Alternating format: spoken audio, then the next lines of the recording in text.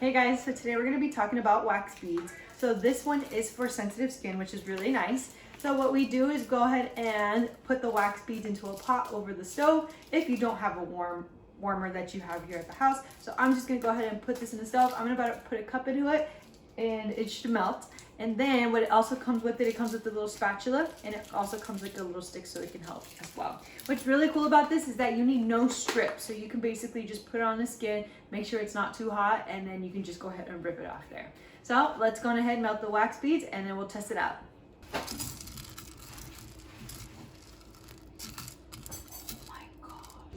Alrighty guys, so we went ahead and melted our wax. So this is how it's supposed to look like. It says after you take it off the stove, you have to leave it for 90 to 120 seconds so we can get into like a honey consistency. Right now it is a little liquidy, but if we leave it for a little bit longer, for like 30 more seconds or about a minute or so, then it'll start to get thick and we can go ahead and put it on the skin. So let's go ahead and do that.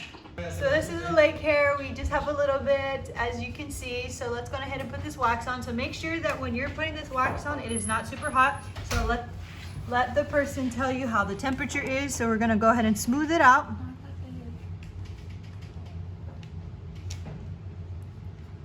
How is it feeling? Good. So we smooth it out. It says no wrinkles. So then we have to smooth it out just like this. That's why the spatula is there. So then we go make it into a circular oval shape.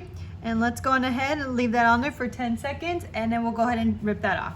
So then when you are gonna rip this off, you make sure that you're ripping with the grain of the hair so the hair grows down like this. So we're gonna go ahead and rip this off just a little bit. Ready? 3, 2, and see here, it did catch a little hairs, if you can tell, on the top over here. So go ahead and give it a try.